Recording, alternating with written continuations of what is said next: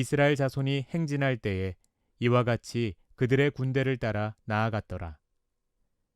모세가 모세의 장인 미디안 사람 르우엘의 아들 호밥에게 이르되 여호와께서 주마하신 곳으로 우리가 행진하나니 우리와 동행하자. 그리하면 선대하리라. 여호와께서 이스라엘에게 복을 내리리라 하셨느니라.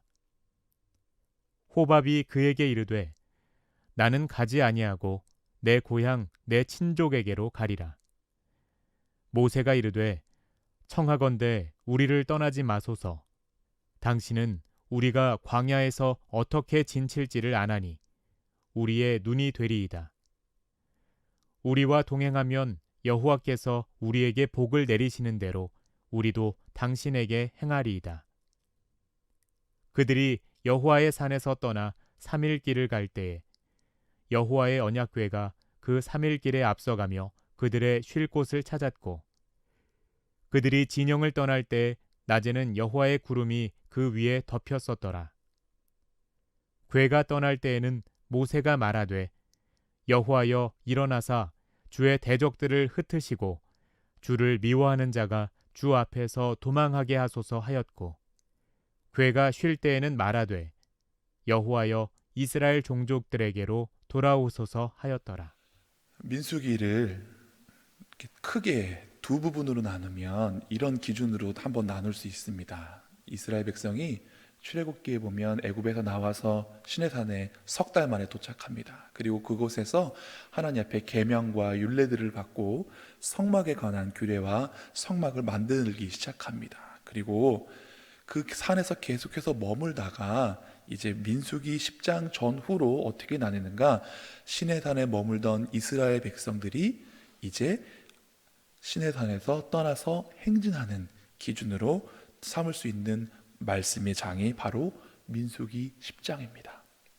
여기 오늘 우리가 함께 읽은 말씀 33절에 그들이 여호와의 산에서 떠나 3일 길을 갈 때에 할 때 이 여호와의 산이 바로 시내산입니다. 이스라엘 백성은 출애굽기에서 이스라엘 백성들이 시내산에 도착한 이후로 율례와 율법들을 배우고 익히고 하나님의 성막에 관한 규례를 듣고 이스라엘 백성들이 자원하여서 그 성막에 필요한 것들을 다 헌납하고 그것으로 하나님께 헌물을 하여 성막을 지어 드립니다. 그리고 민수기 10장까지는 이제 이동하기 전에 어떤 것들이 필요한가, 진을 칠 때는 이렇게 진을 치고 이동할 때는 이러한 순서로 하고, 그리고 이 앞장 9장에서는 두 번째 유월절을 이제 지킨 다음에 이스라엘 백성들이 하나님과 약속을 짜고 어떻게 이동할 것인가 다시 한번 확인하고 길을 떠나는 장면이 오늘 본문에 나와 있는 것입니다. 그래서 민수기 10장 오늘 본문의 앞에 보면 이제 하나님께서 나팔을 만들라고 하십니다. 그리고 그 나팔 소리를 2개를 불 때, 1개를 불 때 온 회중이 모이거나 지도자들이 모이고 또 크게 불거나 작게 불 때 어떻게 하라는 말씀이 민수기 10장 1절에서 10절까지에 나와 있습니다. 이것을 보면 꼭 하나님께서 사랑하는 사람들끼리 무슨 표시를 하는 것처럼 그렇게 말씀하고 있습니다. 제가 아는 어떤 한 영화에서 한 연인이 나오는데 여자가 남자한테 사랑해요 라고 하면 이 남자는 나도 사랑해 라고 하지 않고 그냥 동감이라고 표현하는 습관을 가지고 있었습니다. 근데 나중에 이 남자가 어떤 형편에 있어서 모양이 바뀌어서 알아볼 수 없게 되었는데 어떻게 알아보느냐, 두 사람만의 표시, 사랑해요 할 때 어떻게 대답했다고요? 동감. 그래서 이 사람이 정말 내 사람이구나 하고 알게 되는데, 그런 것처럼 하나님께서는 다른 민족들이 아니라 그의 택하신 이스라엘 백성들과 나팔 소리를 가지고 이렇게 약속을 하는 것입니다. 나팔 2개를 불면 온 회중이 회막으로 올 것이고, 나팔 하나를 불면 그 지도자들이 올 것이고, 또 처음 크게 불 때는 이제 진을 짜서 첫 번째 동편부터 이동하고, 두 번째 크게 불 때는 어떻게 하고, 이렇게 하나님은 사랑하는 사람들끼리 은밀한 그런 약속을 짜듯이 그 백성들과, 그렇게 하나님의 택하신 사람들과 사랑의 표현을 이렇게 짜기를 원하시는 하나님이 아닌가라는 생각을 해보았습니다. 그렇습니다. 하나님은 우리를 사랑하셔서 다른 사람들과 다른 그런 약속을, 또 표징을 그렇게 만들어 주시기를 원하시는 하나님이십니다. 그리고 이제 11절부터 이렇게 말씀이 나옵니다. 11절 말씀을 함께 읽겠습니다. 둘째 해 둘째 달 스무 날에 구름이 그 증거의 성막에서 떠오르매. 성막을 지어서 하나님께 봉헌하였을 때 출애굽기 마지막에 보면 하나님의 영광이 그곳에 가득하였다라고 할 때 그 영광이 어떤 모습으로 그 성막 위에 임하였는가? 구름이 성막을 덮었다라고 표현합니다. 그런데 둘째 달 스무 날, 이제 두 번째 유월절을 지키고 난 둘째 달 스무 날 때 되었을 때에 이제 구름이 성막에서 떠오르기 시작합니다. 처음 애굽에서 나와서 불기둥과 구름기둥으로 이스라엘을 인도하셨던 하나님의 영광이 이제 떠날 때가 되니까 다시금 구름기둥으로 바뀌는 것을 볼 수 있습니다. 그리고 이스라엘 자손들이 그 나팔분 표시와 그 앞에 나와 있는 진영의 순서대로 이동하는 모습이 오늘 본문 11절에서 28절까지, 그래서 28절 우리가 함께 읽을 때에 이스라엘 자손이 행진할 때에 이와 같이 그들의 군대를 따라 나아갔더라 하고 있습니다. 자, 여기서 우리가 한 가지 알아야 될 것은 하나님 어떻게 말씀하시는가? 구름으로 표현하시기도 하지만 그 구름을 본 제사장들이 나팔을 불게 하였습니다. 이동할 때 그렇게 표시를 하셨습니다. 여기서 우리가 알 수 있는 것은 믿음은 어떤 표징을 보는 것도 중요하지만 들음에서 난다는 것입니다. 로마서 10장에 뭐라고 말씀하십니까? 믿음은 들음에서 나고 들음은 그리스도의 말씀으로 말미암는다라고 합니다. 요한복음 20장에서 도마가 예수님이 부활하셔서 다른 제자들에게 보이실 때 자기만 쏙 빠졌습니다. 그래서 이렇게 말합니다. 내 손으로 그 손에 목자국을 만져보고 옆구리에 창자국으로 만져보기 전까지는 나는 도저히 믿지 못하겠다. 그때 예수님께서 도마에게 나타나셔서 그래 한번 만져봐라. 그리고 믿는 자가 되어라. 그러나 내가 나를 보는 거로 믿느냐? 보지 못하고 믿는 자가 더 복되도다 말씀하셨습니다. 하나님 믿는 믿음은 들음에서 납니다. 이것이 또 구약 성경에서 나옵니다. 열왕기상 19장에 보면 엘리야가 이제 이세벨의 협박을 듣고 마음이 녹습니다. 그래서 좌절합니다. 근데 그때 하나님께서 천사에게 구운 떡과 물 한 병을 주면서 먹게 하십니다. 그리고 엘리야가 그것을 먹고 힘을 내서 40주야를 달려 하나님의 산 호렙에 도착합니다. 그리고 하나님께서 이제 엘리야에게 모습을 보이시겠다고 말씀하십니다. 그런데 처음에는 크고 강한 바람이 붑니다. 그런데 성경에 말씀하고 표현하기는 여호와께서 거기 계시지 않았다라고 합니다. 그 다음에 지진이 일어납니다. 그런데 그 지진 가운데서도 여호와가 계시지 않았습니다. 그리고 불 가운데 여호와께서 계시지 않았다. 그래서 크고 강한 바람, 지진, 불 가운데 하나님께서 계시지 않았고 그것들이 다 지나간 후에 세미한 음성이 들렸다라고 성경에 말합니다. 하나님은 그런 눈에 보이는 자연 현상 가운데 나타나지 않으시고 세미한 음성으로 엘리야 앞에 나타나 주셨습니다. 이것이 무엇을 의미합니까? 믿음은 들음에서 난다. 우리는 믿지 않는 사람들은 우리에게 표적을 보여주십시오. 기적을 보여주십시오. 그러면 믿겠습니다 합니다. 그러나 하나님은 보지 않고 믿는 것이 더 복되다. 믿음은 들음에서 난다 라고 말씀하십니다. 이스라엘 백성들이 나팔 소리를 듣고 이것이 하나님의 약속의 음성이구나 하고 따랐던 것처럼 우리 그리스도인들은 이 광야 같은 세상 속에서 살아가는 동안 하나님의 음성에 귀 기울이며 하나님의 음성을 듣고 따라가야 하는 것입니다. 목자가 양을 알고 양도 그 목자의 음성을 알아서 목자를 따라가는 그런 양의 무리인 것처럼 우리도 또한 믿음의 양이 되어서 하나님 목자 되신 하나님의 음성에 귀 기울이고 그 음성을 따라갈 수 있기를 간절히 바랍니다. 자, 이스라엘 백성들이 이 나팔 소리를 들을 때에 이동하는 모습은 어떻게 합니까? 첫 번째, 듣고 순종합니다. 나팔 소리를 들으면 이게 왜 나팔 소리야 하는 것이 아니라, 우리가 하나님과 이렇게 약속을 했지, 하나님께서 나팔 소리를 크게 불면 이렇게 하라고 하셨지, 2개를 불면 이렇게 하라고 하셨고 1개를 불면 이렇게 하라고 하셨지, 이렇게 그 소리를 듣고 믿고 순종합니다. 여기 하나님의 영광이, 하나님의 구름 기둥이 일어나고 레위 제사장들이 그것을 보고 나팔을 불 때에 이스라엘 백성들은 불평하거나 원망하지 않고 첫 번째 이렇게 행했을 때 순종하는 모습을 볼 수 있습니다. 하나님, 저는 이거 못하겠습니다. 지금 한참 밥 짓고 있을 텐데 갑자기 왜 짐을 싸서 이동을 해야 합니까? 이스라엘 백성이 따지지 않는 것처럼 우리는 하나님 부르시면 그 부르심에 순종해야 하는 것입니다. 그리고 이스라엘 백성들은 그 약속을 따라서 질서 있게 순서대로 각 지파, 동편부터 남편, 서편, 북편 지파들이, 그리고 레위의 자손들이 그 중간중간에 성막과 여호와의 그 성물들을 가지고 이동하는 것을 볼 수 있는데, 이것을 통해서 우리 믿는 사람들의 행진은 어떠해야 되는가? 질서 있어야 합니다.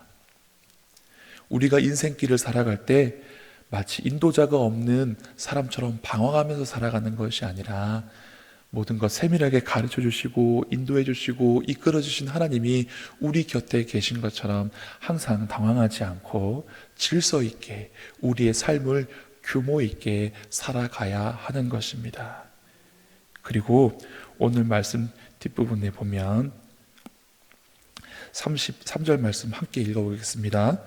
그들이 여호와의 산에서 떠나 3일 길을 갈 때 여호와의 언약궤가 그 3일 길에 앞서가며 그들의 쉴 곳을 찾았고, 말씀하십니다. 여기에 3일 길을 갈 때 여호와의 궤가 3일 길을 앞서갔다는 것은 하나님의 궤가 3일이나 더 지나가야 되는 그곳에 먼저 가 있었다는 것이 아니라 3일 길을 가는 동안 하나님의 궤가 항상 그 앞에 있었다라고 하는 것입니다. 이것을 따라서 우리가 할 수 있는 것은 뭐냐면, 하나님을 따라가는 삶을 살아야 한다라는 것입니다. 내 마음대로 내 뜻대로 사는 것이 아니라 하나님을 따라 살아가는 것입니다. 그것이 어떻게 보면 세상 사람들이 볼 때는 미련한 것이 됩니다. 믿지 않는 사람들은 왜 저 사람들은 주말에 쉬어야 되는데 쉬지 않고 교회 가서 봉사하고 예배드리고 저렇게 하나 할 것입니다. 아니, 내가 누리기도 부족한데 왜 하나님 앞에 가면서 물질을 드리고 11조를 드리나 하기도 합니다. 제가 들은 얘기인데요, 믿지 않는 남자 청년들도요, 예수님 믿는 자매가 좋은 건 안답니다. 그래서 될 수 있으면 안 믿는 자매보다는 믿는 자매를 결혼하려고 합니다. 그런데 너무 믿는 사람 본 힘들다라고 합니다. 그래가지고 예수님은 믿어? 그런데 있잖아, 그 사람 11조 해? 이렇게 묻는답니다. 자기들 기준에, 믿지 않는 사람들 기준에 예수님 믿는 사람이 착한 건 아는데 11조 헌금을 드리는 사람은 자기들이 감당하기 어려운 사람이라고 생각을 하나 봅니다. 세상 사람들이 볼 때는 우리가 하나님 앞에 11조 헌금을 드리고 감사 헌금을 드리는 게 물질적으로 너무 아깝다는 생각이 드는가 봅니다. 그러나 믿음의 사람들은 어떻습니까? 하나님을 따라가면서 하나님을 섬겨드리는 것, 이것이 우리의 기쁨이고 우리의 만족이고 우리의 자랑이 되는 것입니다. 그래서 우리 믿는 사람들은 늘 하나님 앞서 행하게 하시고 하나님 따라 순종하며 질서 있게 규모 있게 살아가는 삶을 살아야 하는 것입니다. 오늘 본문에 특이할 것이 하나 있는데, 바로 모세의 장인 이드로가 이제 호밥이라는 이름으로 나옵니다. 출애굽기 18장에 보면 모세의 장인 이드로가 백성들을 재판하라고 힘들었던 모세에게 나타나서 이렇게 하면 지혜로운 것이 못되고 사람들 중에 신실한 사람을 뽑아서 그들에게 하나님의 율례를 가르치고 100부장, 10부장, 50부장 이렇게 두어서 당신의 일을 좀 나눠 갖게 하십시오 라고 조언을 합니다. 그리고 이제 오늘 여기에서는 호밥이란 이름으로 나와서 모세가 말하기를 우리와 함께 가십시오. 당신은 미디안 광야에서 산 사람이니 우리의 눈이 되고 어떻게 진을 칠지 아시니 좀 도와주십시오. 지혜를 가르쳐 주십시오 라고 말합니다. 여러분, 근데 미디안 족속도 아브라함의 자손인 건 아십니까? 네. 아브라함이 나중에 창세기에 보면 후처를 둡니다. 창세기 25장에 보면 아브라함의 후처 구드라라는 사람이 나옵니다. 이 사람에게 자녀들이 있었는데, 아브라함과 사이에서 태어난 자녀들이 있는데 그 중에 미디안이 있습니다. 그러나 아브라함은 그 아내 사라에게서 난 자라야 약속의 백성이다라는 말씀을 알았기에 이 자녀들을 더 장성하기 전에 다 띄어서 내보냅니다. 근데 그 중에 한 사람이 미디안이었고, 미디안 사람 중에 르우의 아들 여기 호밥이 등장하는 것입니다. 그런데 이 호밥은 원래 하나님의 복을 나눠 가질 수 없던 사람이었는데, 오늘 본문 32절 함께 읽어보겠습니다. 우리와 동행하면 여호와께서 우리에게 복을 내리시는 대로 우리도 당신에게 행하리이다. 원래는 하나님 약속의 말씀에 내 아내 사라에게서 난 자라야 내 자손이 된다, 그러니 후처에게서 난 사람은 내보내라 해서 내보냈었는데, 이제 모세의 입을 통해서 어떻게 해요? 우리와 함께하면 하나님께서 우리에게 복 주시는 대로 우리도 당신에게 행하겠습니다. 하나님이 우리에게 복을 주시면 그 복을 당신과 함께 나누겠습니다 라고 말씀하고 있는 것입니다. 그렇습니다. 이전에는 그 축복의 밖에 있던 사람들, 언약의 밖에 있던 사람들이 함께하면 복을 함께 나눌 수 있게 된다는 것입니다. 우리도 이와 같습니다. 원래는 이방 족속으로 하나님을 섬기거나 믿을 수 있는 조건이 되지 못한 사람들이었습니다. 그러나 하나님의 은혜로 예수 그리스도로 말미암아 하나님의 축복을 받을 수 있는 이 약속의 백성이 된 것입니다. 이처럼 하나님과 함께하는 것은 우리에게 큰 유익이 됩니다. 함께 나누는 것, 우리가 또한 이와 같아야 합니다. 하나님께서 우리에게 복을 주시면 그것을 우리만 받아 누리는 것이 아니라 우리는 어떻게 해야 한다고요? 그것을 함께 나누는 사람이 되어야 한다는 것입니다. 하나님은 우리가 욕심 부리면서 하나님이 주신 복들을 우리만 다 받아 누리고 우리만 즐겁고 우리만 행복하기를 바라는 것이 아니라, 하나님이 우리에게 복을 주실 땐 그것을 다른 사람들과 함께하고 나누라고 주신 줄 믿으시기 바랍니다.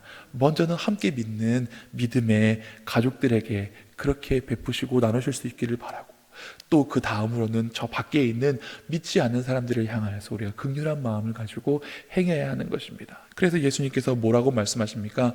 너희 중에 이 작은 자에게 한 것이 곧 나에게 한 것이다. 우리가 하나님의 복을 받아서 그것을 나누면 그것이 곧 또 하나님께 드리는 것이 되는 것이라고 성경은 말씀하고 있습니다. 오늘 이와 같이 민수기 10장을 통해서 알 수 있는 것들이 참 많이 있죠. 우리는 하나님 말씀에 듣고 순종하는 사람이 되어야 하고, 그 순종함으로 행할 때에는 질서 있게 행해야 하고, 또 하나님을 앞에 모시고 따라가야 하며 하나님께서 주신 복을 나누는 사람이 되어야 한다. 이런 이 말씀에 있는 이 진리들을 깨달으시고, 또한 이 약속에 있는 말씀처럼 행하시고 하나님의 복을 받아 누릴 뿐만 아니라 풍성하게 받아서 다른 사람들과 함께 나누실 수 있는 저와 여러분 되시기를 간절히 바랍니다. 기도하시겠습니다. 이 광야 같은 세상 가운데 우리를 홀로 두지 아니하시고 우리보다 앞서 행하시고 우리 곁에서 행하여 주시는 하나님, 오늘 이스라엘 백성에게 나타나셔서 그들에게 나팔 불 때 이래 행하라 말씀하신 것처럼, 하나님 오늘 살아가는 우리에게 이 성경에 있는 말씀을 통하여서 세상을 살아가는 지혜를 허락하여 주시옵소서. 우리가 말씀을 읽고 그 말씀을 들을 때에 하나님 말씀에 순종하는 사람들 되게 하여 주시옵시고, 이 말씀에 있는 하나님의 지혜대로 질서 있게 규모 있게 그렇게 차분하게 하나님의 말씀을 따라 행할 수 있는 믿음의 사람들을 되게 하여 주시옵소서. 무엇보다 하나님께서 가시면 우리도 따라가고, 하나님께서 멈추시면 우리도 함께 멈추고, 하나님께서 돌아가라 하시면 돌아갈 수 있는 하나님을 따르는 사람들이 되게 하여 주시옵시되, 이렇게 순종함으로 믿음의 삶을 살아갈 때에 하나님께서 우리에게 복을 내리시거든 그것을 우리만 받아들이는 것이 아니라 함께한 자들과 나누며 하나님의 은혜를 더욱더 풍성하게 누릴 수 있는 믿음의 지혜로운 사람들 다 되게 하여 주시옵소서. 성경의 말씀을 통하여서 우리가 깊이 깨닫기 원하며 이 모든 말씀 예수님 이름으로 기도드리옵나이다. 아멘.